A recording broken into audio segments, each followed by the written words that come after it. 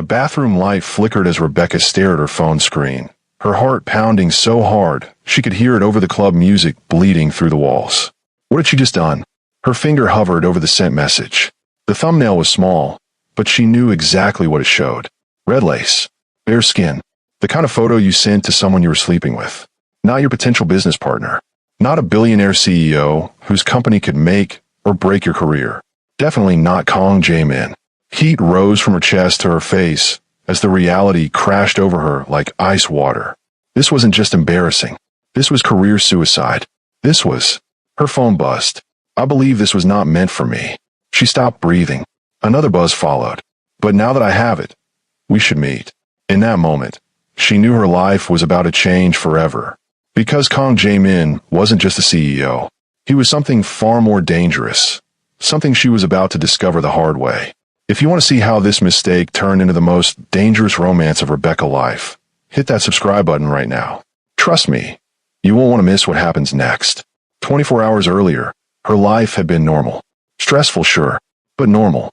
Rebecca had worked, for a mid-sized marketing firm in Seoul that was hemorrhaging clients faster than it could replace them. Their last hope was landing a partnership with Kong Corporation, one of the most powerful conglomerates in South Korea. And she was the one tasked with making it happen. You need to relax, Christy said, pulling her toward the club entrance. You sent the proposal. There's nothing more you can do tonight. Christy was her best friend, and the only person who could drag her out when she was stressed. She was everything Rebecca wasn't. Bold, carefree, the kind of woman who turned heads just by walking into a room. I should be home, Rebecca protested, even as her feet kept moving forward. What if they email me? What if, Rebecca? Christy grabbed her shoulders, her dark eyes serious despite the playful smile. You've been working 18-hour days for 3 weeks. You deserve one night to feel alive. Plus, you look amazing, and I refuse to let that dress go to waste. She wasn't wrong. The black dress hugged every curve, with a neckline professional enough for dinner, but daring enough for dancing. Rebecca had bought it weeks ago for a celebration she hoped they'd have after landing the deal. The club was packed, the bass thrumming through Rebecca's chest as she and Christy pushed through the crowd. Colored lights strobed across sweaty bodies moving to the rhythm. Christy ordered them drinks, something fruity and strong, and within minutes, Rebecca felt the tension in her shoulders begin to melt. See? Christy shouted over the music, her hips swaying. Doesn't this feel better than staring at your laptop? Rebecca laughed, taking another sip. Christy was right. The music, the energy, the feeling of being young and alive instead of stressed and overworked. It was exactly what she needed. They danced for what felt like hours. Christy attracted attention wherever she went, and that night was no exception. 2 guys approached them, both handsome, both interested. They entertained them for a song or two, but when one got too handsy, Rebecca and Christy exchanged a look and slipped away, laughing. Bathroom break, Rebecca said, her head spinning pleasantly from the alcohol and movement. The bathroom was a stark contrast to the chaos outside. Quieter, cooler, but still pulsing with muffled bass. She locked herself in a stall and pulled out her phone, and that was when she saw it. 7 missed calls from her office. 3 emails marked urgent. Her stomach dropped. She had forgotten to attach the final document to the proposal. The financial breakdown that showed exactly how profitable the partnership would be for Kong Corporation. Without it, the whole proposal was incomplete. Shit, she muttered, fumbling with her phone. Her hand shook as she opened her email app. She found the document in her files, but her phone was being slow, too slow. The Wi-Fi signal was weak in the bathroom. Come on, she whispered, watching the loading circle spin. Then she had an idea. She had taken a photo of the document earlier as a backup.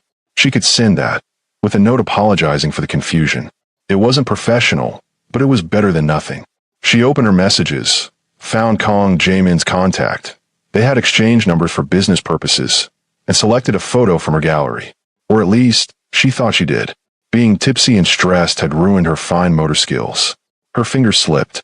Instead of selecting the document photo, she selected the one right next to it. The one she had taken for herself earlier that evening, before going out. The one she had sent to a man she had been casually seeing. Red lace bodysuit, bare thighs, bedroom eyes, and a come here smile. She hit send before she even registered what she had done. The whoosh sound seemed impossibly loud in the quiet bathroom. Rebecca stared at the screen. Watched the message deliver. Watched it switch to read. Oh God. Oh God, oh God, oh God. For a moment, she couldn't move. Couldn't think. Her entire body went cold despite the heat from dancing still clinging to her skin. She had just sent a half-naked photo of herself to one of the most powerful men in South Korea. A man she had never even met in person. A man whose decision could save her company or destroy it. Her phone buzzed in her trembling hand. I believe this was not meant for me. Her vision blurred. She felt like she might throw up. Before she could type a response, what response could she possibly give? Another message appeared. But now that I have it, we should meet. She read it 3 times. 4 times.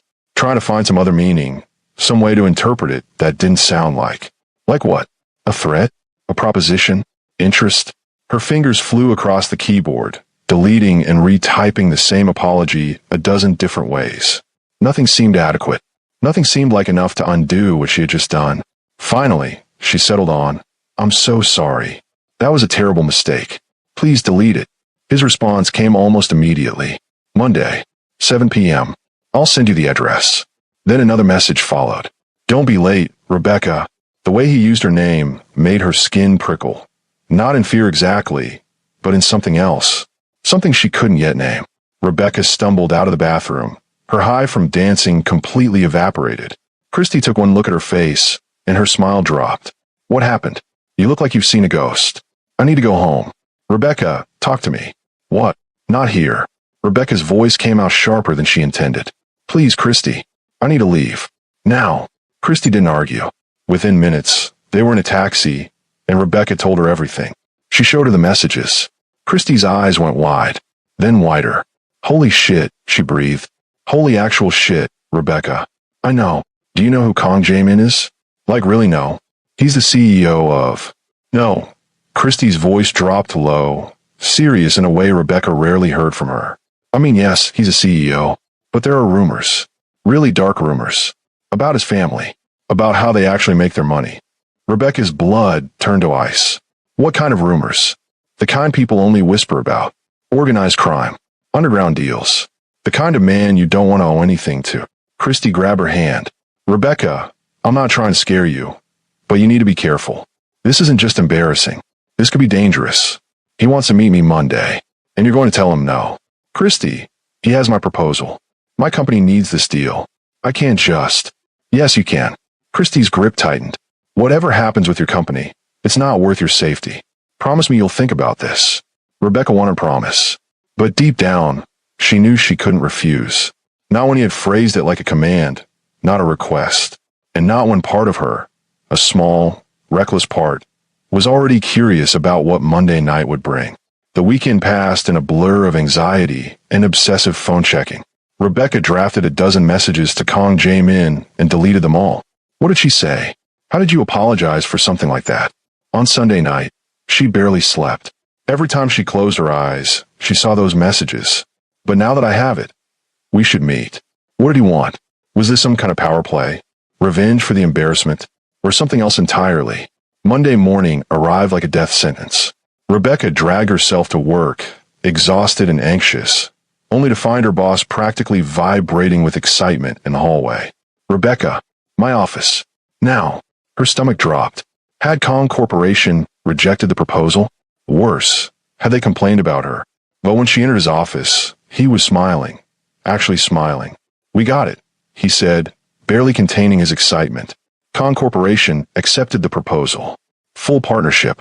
They want to start immediately. Rebecca blinked, certain she had heard wrong. They accepted?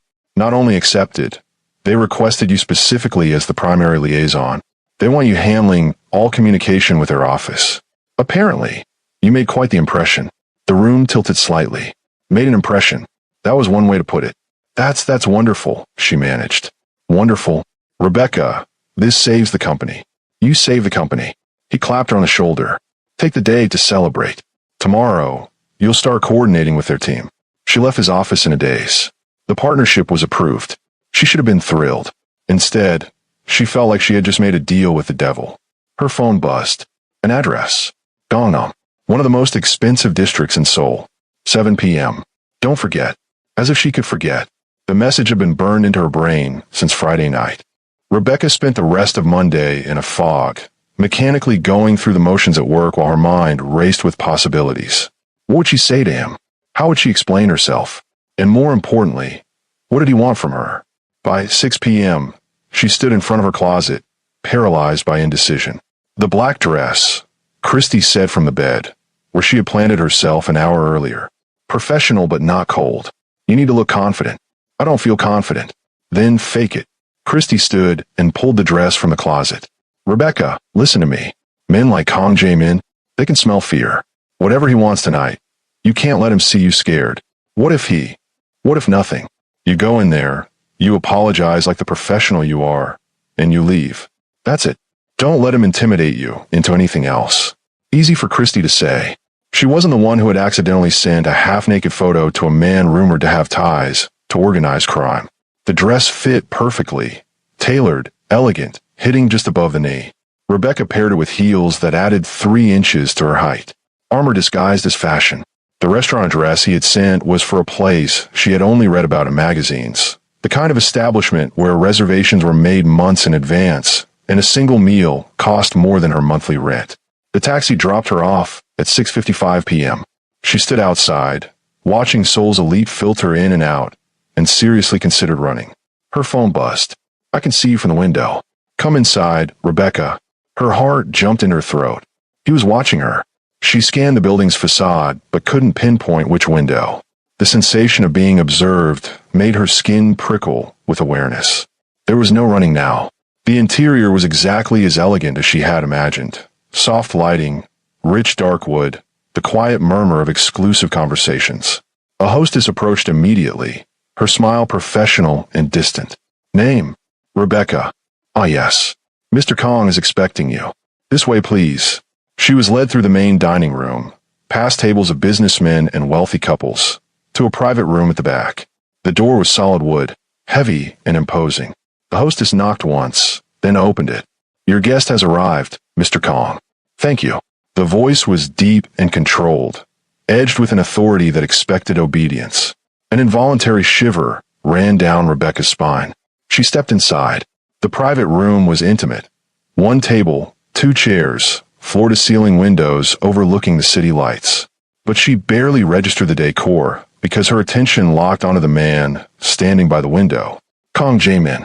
He was taller than she had expected, easily over 6 feet, with the kind of build that suggested disciplined physical training beneath the impeccably tailored charcoal suit. A sharp jawline, dark eyes that seemed to absorb light rather than reflect it, and an expression of calculated control. He was beautiful in the way a blade was beautiful, elegant, precise, and undeniably dangerous.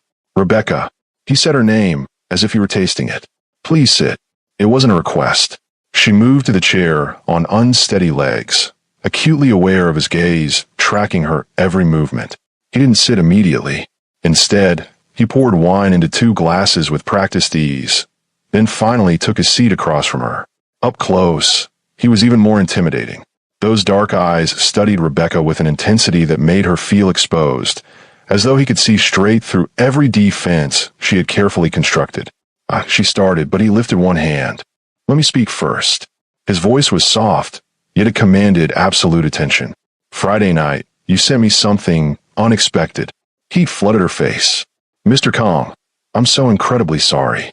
It was an accident, a terrible mistake. I was trying to send you the financial document for the proposal, and I know what you were trying to do. He took a sip of wine, his eyes never leaving hers. The real document arrived approximately 30 seconds after the photo. You were drunk, stressed, and your hand slipped. The fact that he had analyzed the situation so precisely was somehow more unnerving than anger would have been. Yes, she whispered. Exactly that. I'm mortified, and I completely understand if you want to. Want what? Cancel the partnership. One corner of his mouth lifted in something that might have been amusement. Why would I do that?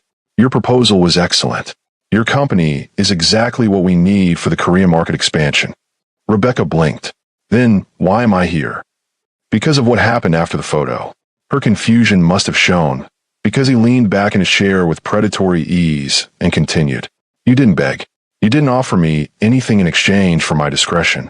You simply apologized and asked me to delete it. His head tilted slightly. That interested me. Most people in your position would have tried to negotiate, to offer something to ensure my silence. But you didn't. There's nothing I could offer someone like you. Someone like me?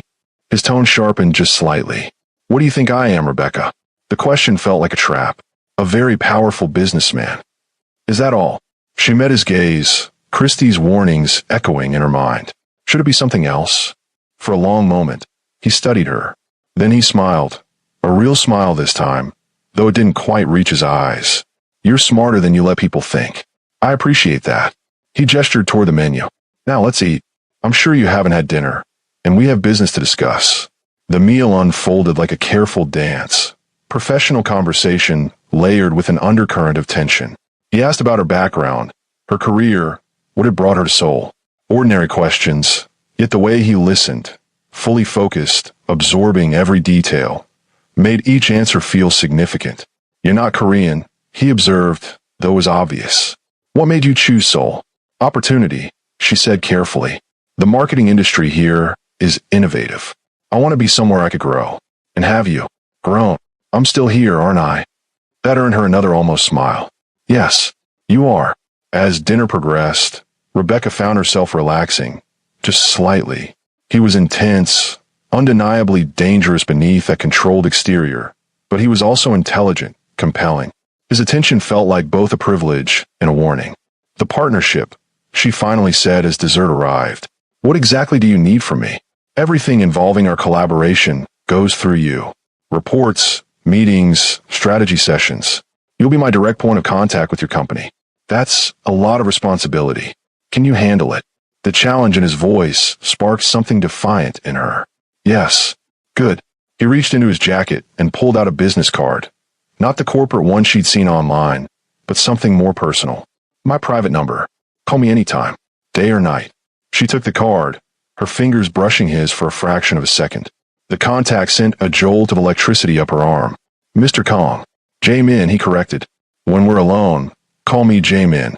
The intimacy of the request made her pulse quicken. I'm not sure that's appropriate. I'm not sure I care about appropriate. He stood and moved around the table with fluid grace. Come, I'll take you home. That's not necessary. I can get a taxi. He was behind her chair now, close enough that she could smell his cologne, expensive, subtly masculine. When he spoke, his voice was low, meant only for her. Rebecca, I'm going to be very clear with you. That photo, I didn't delete it. Her breath caught. I should have, he continued, his hand resting on the back of her chair, not touching her, but close enough that she could feel his presence. But I didn't, because from the moment I saw it, I couldn't stop thinking about you, about who you were, about what it would feel like to. He stopped himself, but the unfinished sentence lingered between them, heavy with implication. This isn't professional, Rebecca managed, though her voice shook despite her effort to steady it. No, he agreed. It's not, but it's honest. He stepped in front of her, and she had to tilt her head back to meet his eyes. I'm not a good man, Rebecca. I won't pretend to be, but I'm a direct man, and I'm directly telling you that I want to see you again. Not for business. For this. For what? For whatever this is. His hand lifted, and, for a heart-stopping moment, she thought he might touch her face. Instead, he pulled back. But I'm not going to force anything. If you want to keep this strictly professional, say so now. I'll respect that boundary. Everything Christie had warned her about echoed in her mind. The danger, the risk, the smart choice. The sensible thing would have been to refuse, to draw a clear line and never cross it. But when she opened her mouth, what came out was, I need time to think. His smile was slow and satisfied. Take all the time you need. But Rebecca, yes, I'm a very patient man, but I always get what I want. The car he had arranged was sleek and black, the driver silent and discreet. The ride home passed in silence, Rebecca's thoughts colliding in restless chaos. What was she doing? Everything about him signaled danger. And yet she couldn't stop thinking about the way he had looked at her, as if she were the only person in the world, as if he could see past every wall she had built and had decided she was worth wanting anyway. When she got home, Christie was waiting, sprawled across the couch with a bottle of wine. Well, Christie demanded before Rebecca had even closed the door. Tell me everything. Are you okay? Did he threaten you? Do we need to go to the police? No, nothing like that. Rebecca sank onto the couch beside her. It was strange. Strange how. He was a gentleman. Professional. We talked about the partnership, about work. He bought me dinner. Christy's eyes narrowed. But there was something else. Something underneath. Rebecca accepted the wine glass Christy handed her. He said he wants to see me again. For business. No, not for business. Rebecca, I know what you're going to say. Rebecca cut in. That it's dangerous. That I should stay away. That men like him are. I was actually going to ask if you want to see him again. That stopped her short. What? Christy shrugged, a knowing smile tugging at her lips. You're my best friend, and I worry about you. But I also know that look on your face. You're interested. I shouldn't be. Maybe not. But you are. Christy, pour more wine. Just be careful, okay? Men like Kong Jae-min don't do casual. If you get involved with him, it's going to be intense. All-consuming. Are you ready for that? Rebecca stared into her glass, the question echoing in her mind. Was she? She had no idea. That night, lying in bed, Rebecca couldn't stop replaying the evening. The way his voice had dropped when he said her name. The almost touch that had left her aching for more. The promise in his eyes that hinted at dark, dangerous things. Her phone lit up on the nightstand. A message from an unknown number. Sleep well, Rebecca. Dream of me. She should have been annoyed by his audacity. Instead, she fell asleep with a smile on her face, wondering what kind of dreams a man like Kong Jae-min would inspire. The next morning, she arrived at work to find a security detail waiting in the lobby. Ms. Rebecca, the lead guard's tone was professional, his expression carefully neutral. We've been assigned by Kong Corporation to ensure your safety during the partnership period. Safety? I don't need. Mr. Kong insists. His tone made it clear the matter wasn't negotiable. We'll maintain a discreet distance, but you'll have protection at all times. Protection from what?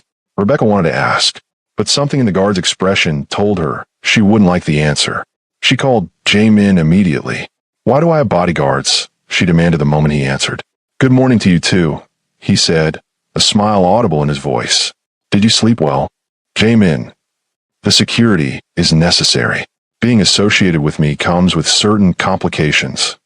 What kind of complications? There was a pause. The kind I'd rather explain in person. Have dinner with me again. Tonight. I can't keep having dinner with you every night. Why not? She knew the real answers. Because it was confusing. Because he was confusing. Because every moment near him felt like standing on the edge of a cliff, deciding whether to jump. Because it's not appropriate, she said instead. There's that word again. Appropriate. His voice dropped lower. Rebecca, I've spent my entire life being appropriate. Doing what's expected. Building the right image. And I'm very, very tired of it. So when I say I want to have dinner with you, what I mean is that I want to spend time with someone who makes me feel like I'm not just a role to play. Can you understand that? The honesty in his words made her chest ache. One dinner, she conceded. But somewhere normal. Not another exclusive restaurant. Agreed. I'll pick you up at 7. He ended the call before she could change her mind. That evening, Jae-min picked her up in a different car. Still expensive, but less obvious. There was no driver this time. Just him, dressed in dark jeans and a fitted black shirt that somehow made him look even more dangerous than he did in a suit. Where are we going? Rebecca asked as she slid into the passenger seat. You said somewhere normal. He pulled into traffic with practiced ease. I'm taking you to my favorite pojamika. She blinked. You eat at street food stalls? Why do you sound so surprised? Because you're you. He laughed, the first genuine laugh she had heard from him. It transformed his face, softening the sharp lines into something almost boyish. You think because I run a corporation, I've forgotten what good food tastes like? Rebecca, the best meals I've ever had cost less than $10. The pojamika was tucked into a narrow alley in Itaewon, plastic chairs and tables scattered beneath a worn orange tent. The smell of grilling meat and kimchi filled the air.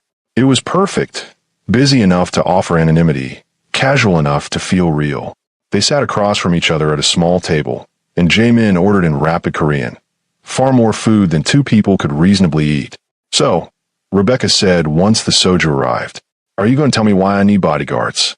His expression shifted, the lightness fading. Direct as always. You said you appreciated that about me. I do. He poured soju for both of them, the clear liquid catching the glow of the string lights overhead. But this conversation requires alcohol. That didn't sound promising. He downed a shot, then met her gaze. My family isn't just in business, Rebecca. We're involved in other things. Investments that exist in gray areas. Partnerships with people who don't operate within legal boundaries. You're saying you're involved with organized crime. I'm saying the line between legitimate and illegitimate business is thinner than people like to believe, especially in Korea, especially at the level my family operates. He poured another shot, but didn't drink it. My father built the empire. I inherited it. And with it, I inherited enemies. Enemies who might target me because I'm working with you. Enemies who might target you because they've noticed I'm interested in you. His jaw tightened. Being seen with me is dangerous. Rebecca, that's why I wanted you to understand before this went any further. The food arrived, steaming tteokbokki, perfectly grilled samgyeopsal, crispy Korean fried chicken, but Rebecca's appetite vanished. Why tell me this? She asked quietly. Why not just keep it hidden? Because I'm tired of hiding. The rawness in his voice caught her off guard. Every relationship I've had has been a transaction. Every woman I've dated knew exactly who I was and what I could offer. Power, money, status. But you. He leaned forward, his eyes intense.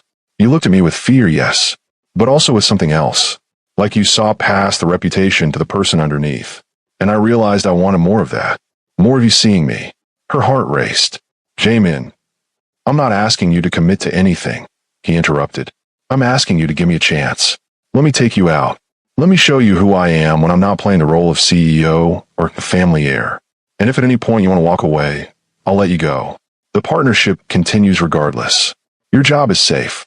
You have my word. And if I stay, she asked, what then? Then we see where this goes, he said quietly. Together. Everything about it was a terrible idea. He had essentially confirmed his involvement in criminal activity. She should have been calling the police, not sitting across from him under a flickering orange tent, eating street food, and feeling her resolve crumble with every word he spoke. The truth was, Rebecca had never felt more alive than she did in that moment. Sitting in a random pojangmaka with a man who was simultaneously the most dangerous and the most fascinating person she had ever met. One more date, she heard herself say. That's all I'm promising. His smile was devastating. One more date is all I'm asking. They talked for hours, about everything and nothing.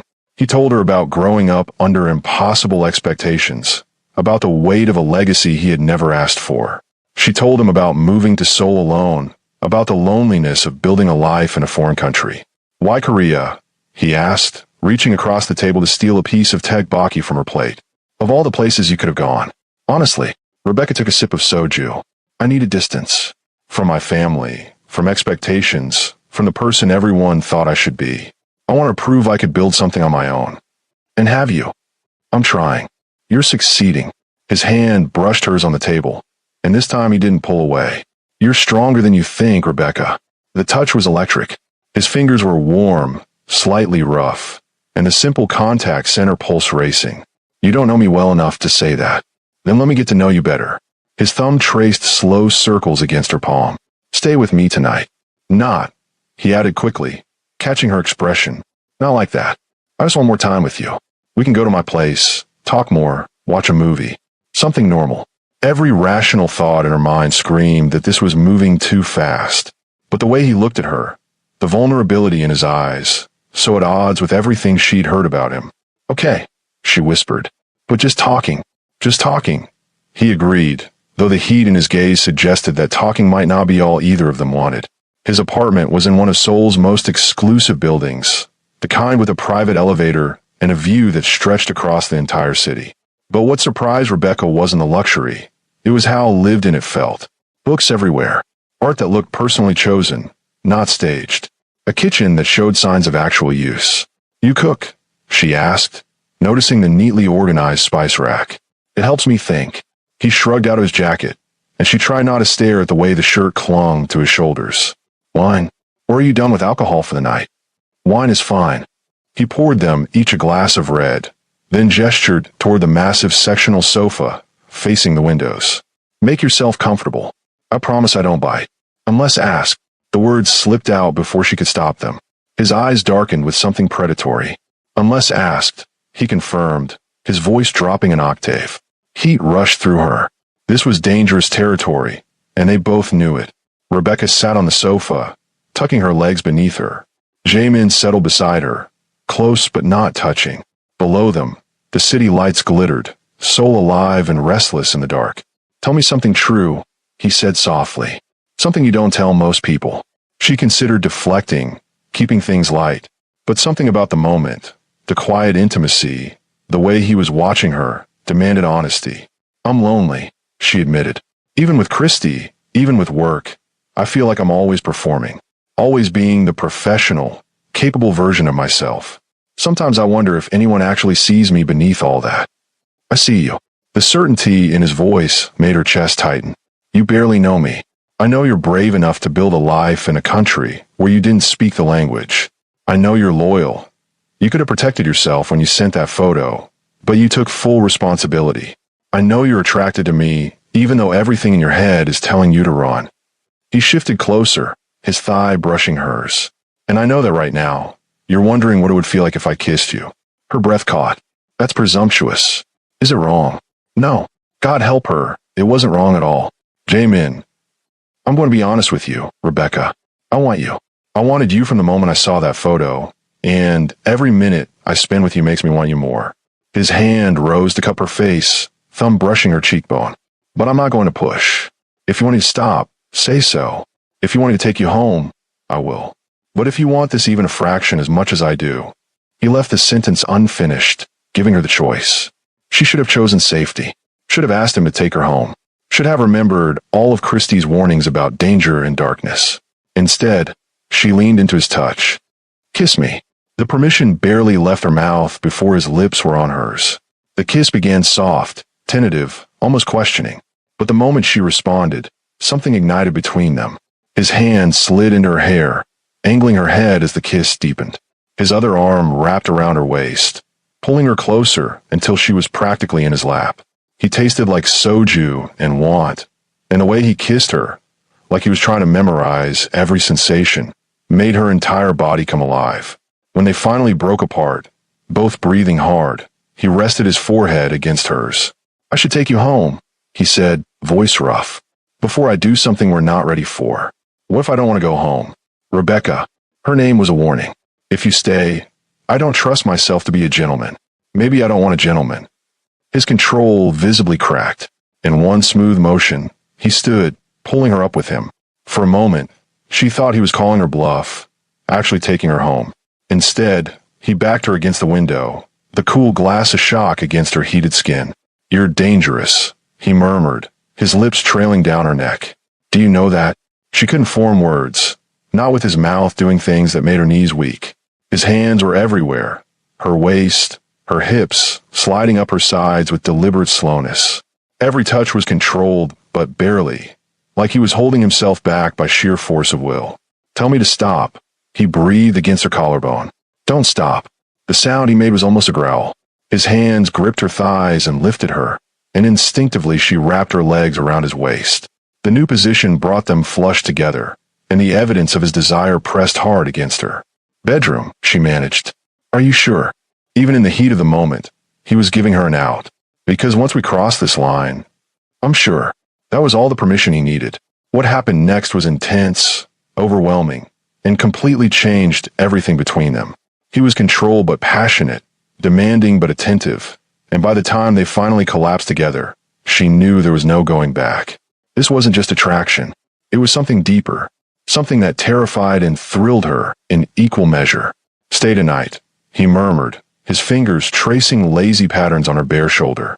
I'll take you home in the morning. Christy is going to kill me, she said, but she was already settling deeper into his embrace. I'll protect you from Christy. Can you, though? She's terrifying when she's mad. His laugh rumbled through his chest. I've faced down rival crime families, Rebecca. I think I can handle one angry best friend. The casual mention of crime families should have alarmed her. Instead, she nestled closer, feeling safer than she had in years. She woke to sunlight streaming through floor-to-ceiling windows and the smell of coffee. For a disoriented moment, she couldn't remember where she was. Then the previous night came rushing back, and heat flooded her face. She had slept with Kong Jae-min, her business partner, a man who had essentially admitted to being involved in organized crime. What had she done? Good morning. He appeared in the doorway wearing nothing but black sweatpants, holding 2 mugs of coffee. His hair was slightly mussed, and there were marks on his shoulder that she had definitely put there. I wasn't sure how you take your coffee, so I made it black. There's cream and sugar on the nightstand. He looked entirely too comfortable with the situation, while she was acutely aware that she was naked beneath his sheets. I should go, she said, clutching the sheet to her chest. Rebecca. He set the mugs down and sat on the edge of the bed. Look at me. Reluctantly, she met his eyes. Do you regret last night? He asked quietly. Did she? Everything about this was complicated and messy, and probably a terrible idea. But when she thought about how she'd felt in his arms, the way he'd looked at her like she was the only thing in the world that mattered. No, she admitted. But I'm scared. Of me. Of this. Of how intense it is. We barely know each other, Jae-min. Then let's change that. He took her hand, his thumb brushing over her knuckles. I'm not asking you to commit to forever. I'm asking you to give us a chance. See where this goes. Can you do that?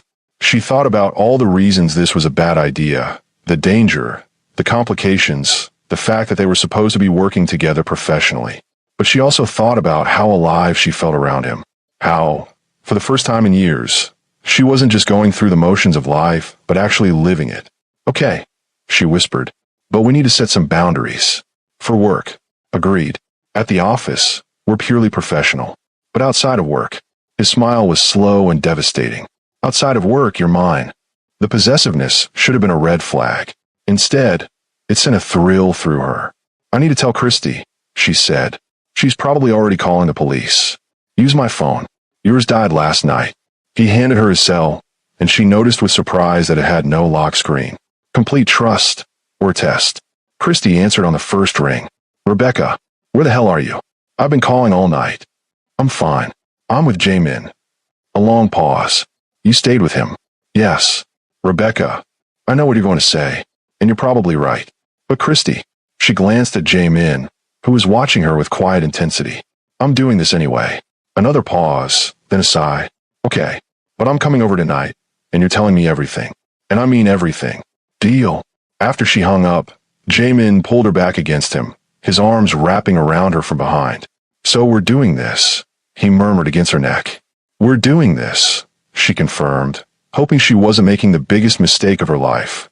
3 weeks passed. 3 weeks of stolen moments, secret dates, and falling deeper into something she couldn't control. Jae-min was unlike anyone she'd ever known. At work, he was cold and ruthless, the CEO who commanded absolute respect. But alone with her, he was different. He took her to hidden restaurants where locals ate, to quiet parks at sunset, to his penthouse where they spent hours talking and touching and losing themselves in each other. He was attentive in ways she'd never experienced, remembering small details she'd mentioned in passing, surprising her with her favorite coffee order, texting throughout the day just to check in. You're glowing, Christy observed one Friday evening as they grabbed drinks after work. It's disgusting. Rebecca laughed. I'm happy. Is that so terrible? No, it's just unexpected. Christy stirred her cocktail thoughtfully. I've never seen you like this. You're usually so guarded. He makes me feel safe. The Mafia boss makes you feel safe. Do you hear how insane that sounds? I know. But it's true. When I'm with him, everything else just fades away. Christy's expression softened. I'm glad you're happy, Becca. Really. I just worry.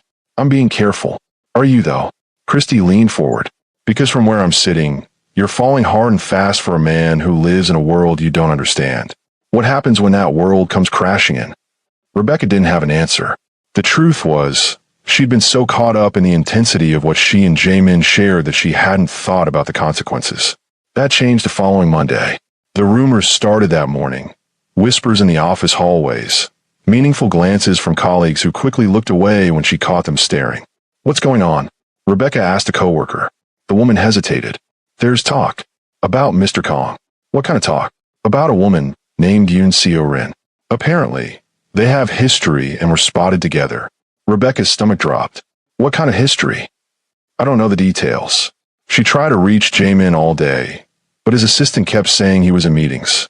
By evening, her anxiety had hardened into anger. We finally called at 8 p.m. She answered immediately. We need to talk, she said before he could speak. Rebecca, who is Yoon Seo-rin? Silence. Jae-min, answer me. It's complicated, then uncomplicated. Her voice was sharper than she intended. I'm hearing her name everywhere. People are looking at me with pity. So tell me, who is she to you? She's someone from my past. someone my family wants me to be with. The careful phrasing sent ice through her veins. Be with, like dating, like marrying. The word hit her like a physical blow. You're engaged. No. Yes. It's not. Rebecca, it's not what you think. Then what is it? Because from where I'm standing, it sounds like you've been sleeping with me while being promised to someone else. My world isn't clean, Rebecca, he said, his voice strained. There are expectations, obligations, things I can't just walk away from. You should have told me. He said, I know. I'm sorry. But I was afraid. Afraid of what? That I'd leave. She laughed bitterly. You should have been more afraid of lying to me. I never lied. You never told me the truth. That's the same thing. Rebecca, please. Let me explain in person. This conversation is over. Her hand shook. I trusted you, Jamin. I let you into my life, into my bed, and you couldn't even tell me you were promised to someone else. I'm not marrying her. I've told my family no 100 times. But you haven't ended it, have you? You're still stringing her along, still playing the dutiful son. While I'm what? Your secret? Your rebellion. You're not. She hung up. The phone immediately rang again. She ignored it. It rang 17 more times before finally going silent. Christy found her an hour later, surrounded by empty wine bottles and tear-stained tissues. Oh, honey. She pulled her into her arms. I heard. The whole office is talking about it. I'm such an idiot. No. He's the idiot. You're just human. I actually thought he cared about me, Christy. I thought what we had was real. That bastard, Christy breathed. I'm going to kill him. Get in line. Did he try to explain? 15 calls, 20 texts. I haven't answered any of them. She stroked her hair like she was a child. I know you're hurting, and I hate seeing you like this. I trusted him. The words came out broken. And I hate that I still want him. Even knowing he lied, even knowing about her, I still... Her phone buzzed with a text from Jamin. Please, just let me explain. Give me 5 minutes. That's all I'm asking. Don't respond, Christy said firmly. Not tonight. Let him sweat. Let him feel what it's like to lose something important. She was right, but that didn't make the ache in her chest any less painful. She cried herself to sleep that night, Jamin's unanswered messages lighting up her phone screen like accusations. The next morning, the boardroom meeting was mandatory, a high-level strategy session about the partnership's expansion into the Japanese market. She had tried to get out of it, citing illness, but her boss had been adamant. This is your project, Rebecca. You need to be there. So she went, wearing her most professional suit like armor, her emotions locked down tight. Jamin was already there when she arrived, standing at the head of the table. Their eyes met across the room, and something flashed in his: pain, regret, desperation. She looked away. The meeting started. She focused on her notes, on the presentations, on anything but the man whose gaze burned into her. Ms. Rebecca, your thoughts on the distribution strategy? One of the executives asked. I think we're being too conservative, she said, her voice professionally detached. If we want to compete in Japan, we need to be aggressive from day one. I disagree, another executive countered. Aggressive expansion in an unfamiliar market is risky. Playing it safe is more risky, she argued. We either commit fully or we don't enter at all. Mr. Kong, your opinion? Someone asked. Jamin hadn't taken his eyes off her. Ms. Rebecca is correct. We commit fully. Prepare a revised strategy with her recommendations. The executives nodded, making notes, while she kept her expression neutral, though inside, her heart was racing. Under the table, her phone buzzed. Jamin, please look at me. She ignored it. Another buzz. I can't focus on anything but you. She deleted it. Another. I know you're angry. You have every right to be. But please, Rebecca, don't shut me out. She set her phone face down on her lap and forced herself to pay attention to the presentation. The meeting dragged on for another 30 minutes. Everyone out. Jamin's voice cut through the room like a blade. Now, except Rebecca. The executives exchanged glances but didn't argue. Within seconds, the room emptied, leaving just the two of them in tense silence. She remained seated, staring at her laptop screen. We have nothing to discuss. We have everything to discuss. Then discuss it with Yoon Seo-rin. I'm sure she's very interested in your explanations. He moved closer, his footsteps soft on the carpeted floor. Rebecca, please look at me. No, I'm begging you. Something in his voice, the raw desperation, made her finally raise her eyes. He looked terrible. dark circles under his eyes, hair slightly disheveled, the careful control he always maintained visibly cracking. "You look like hell," she said coldly. "I haven't slept. I can't eat. I can't think about anything but you and how badly I've hurt you." "Good. Maybe now you understand how it feels." He flinched like she'd slapped him. "I never meant to hurt you. You have to believe that." "I don't have to believe anything." She stood, gathering her things. "This was a mistake. All of it. I should have listened to my instincts and stayed away from you." "Don't say that." He moved between her and the door, blocking her exit. "What we have is real. It's the only real thing in my entire life. What we have is a lie built on secrets. Then let me tell you the truth. All of it. No more secrets. No more half explanations. Just the complete, ugly truth." She wanted to refuse, wanted to push past him and never look back. But the desperate look in his eyes, the tremor in his hands. "You have 5 minutes," she said finally. Relief flooded his face. "Thank you."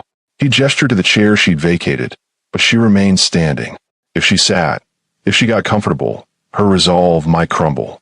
"Yoon Seo-rin," he began, each word carefully measured. "Her father is my father's best friend.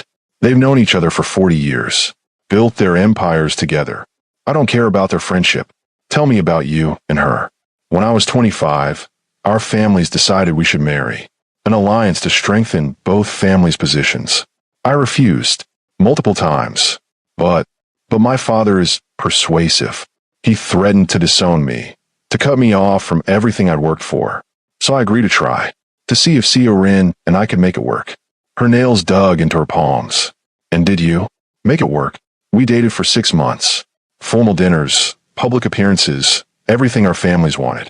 And one night He stopped, jaw clenching. "We slept together. Once."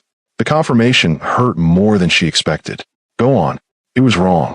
From the first touch, I knew it was wrong. There was no connection, no feeling. It was mechanical, obligatory, like checking a box on a list. So you ended it." I told her we weren't compatible, that I couldn't marry someone I didn't love. She agreed, or at least I thought she did. But our families, he ran a hand through his hair. They never accepted it. They kept pushing, kept arranging situations to throw us together.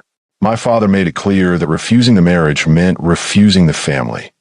"And you chose the family." He stepped closer, and she forced herself not to retreat. "I chose survival. Until I met you," he said. "That photo you sent, it changed everything. Because suddenly, I wanted something for myself. Something real. And when I met you, when we started spending time together, I realized what I've been missing my entire life." "Pretty words," she said, though her voice wavered. "But you still didn't tell me about her." "Because I was a coward. Because I was afraid you'd run if you knew the complications. And I couldn't bear the thought of losing you before I'd even really had you." His hand lifted, hovering near her face, but not quite touching. "I know I should have told you. I know I hurt you by keeping it secret. But Rebecca, you have to believe me. She was never my choice. You are. You always have been." She wanted so badly to believe him, to let his words wash away the hurt and anger. But trust once broken. "How do I know you mean it?" she whispered.